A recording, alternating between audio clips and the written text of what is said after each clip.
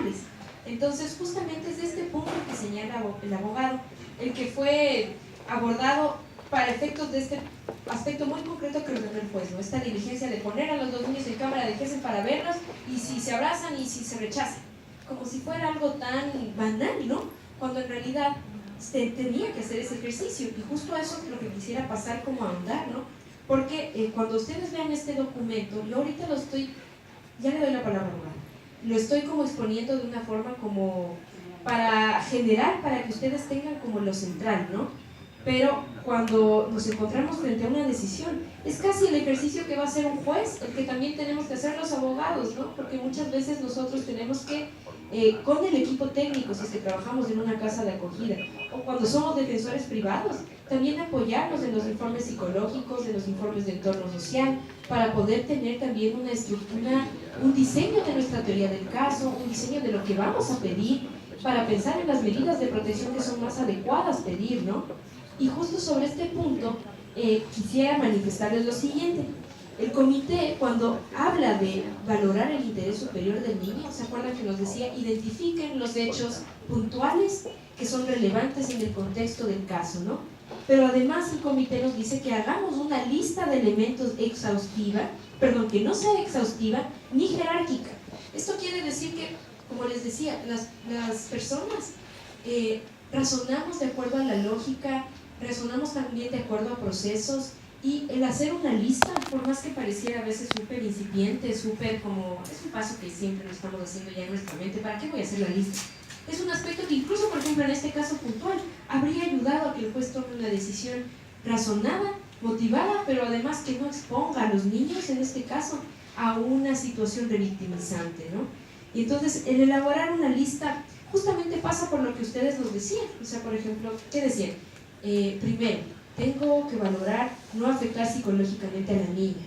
Tengo que valorar el hecho de que potencialmente el niño podría sentirse rechazado si la niña en cámara de Gesell le iba a decir, no quiero abrazarte o vete, ¿no? Imagínense el dolor de ese niño.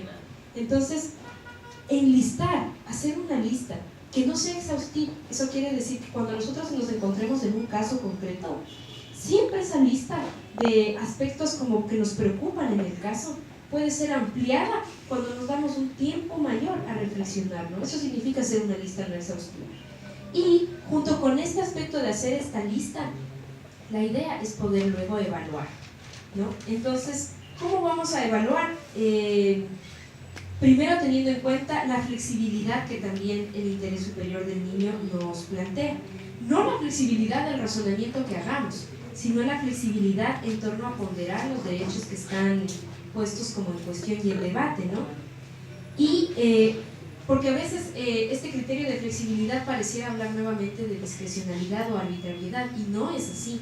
Justamente lo que manifestaba al inicio, ¿no? Era, la idea es que cada vez los abogados, los operadores de justicia vamos teniendo más elementos para evitar la discrecionalidad, para evitar la arbitrariedad de nuestras decisiones.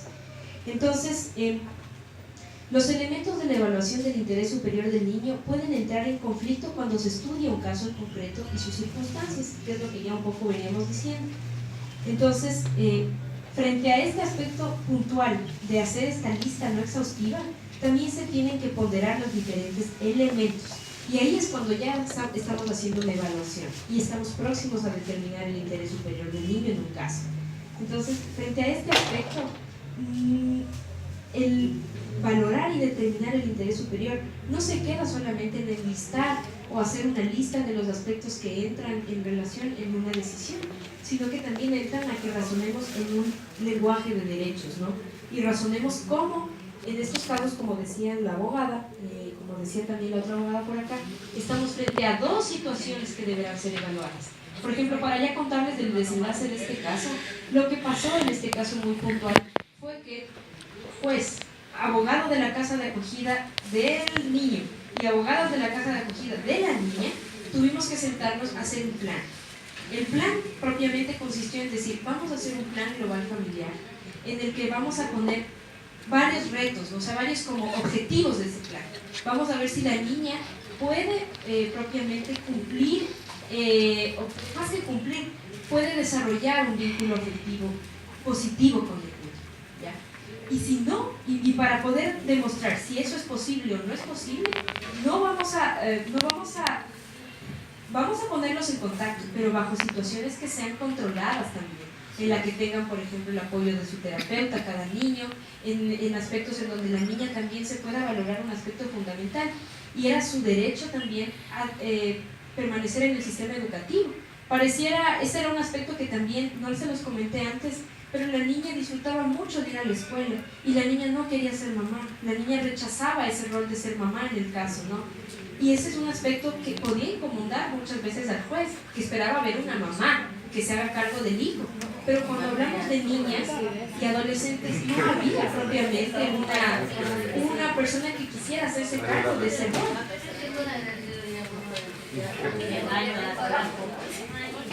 Sí, parecía que era súper arcaica la forma en la que él veía las cosas, ¿cierto? Pero en realidad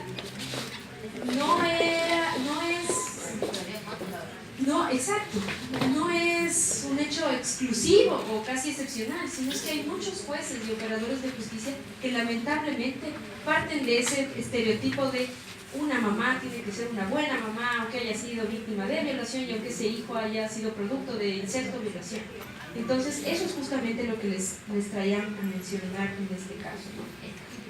Creo que una mamá debe ser una buena mamá, pero en este caso, para que ella pueda ser una buena mamá, debe haber primeramente una evaluación y una preparación cuando ya ella esté curada psicológicamente, toda esa aceptación que nos hace, ¿no? Yo pienso que en el transcurso del tiempo, ella también tenga su asistencia psicológica, podrían ser ya integradas a un núcleo familiar fortalecido y recuperado. Sí, abogado, o sea, concuerdo con lo que usted plantea. Lo prioritario primero es asegurarle condiciones mínimas a la niña y al niño, ¿cierto? Pero si no existía lo que decía el abogado, si no existía siquiera, o si estaba tan deteriorada esa posibilidad de generar un vínculo afectivo, ¿por qué tener que forzarlo, no? Y eso parte por reflexionar sobre todos los derechos que estaban en este caso en el debate. Lo que pasa es que en el juego de la niñez más se requiere que los niños tengan una familia idónea. Y por intentar garantizar esa situación, hablo también en los procesos de adopción, incluso, que siempre he insistido y lo he dicho en todo foro, que está mal que el proceso de adopción sea sumario, se debería implementar que también sea voluntario, proceso voluntario.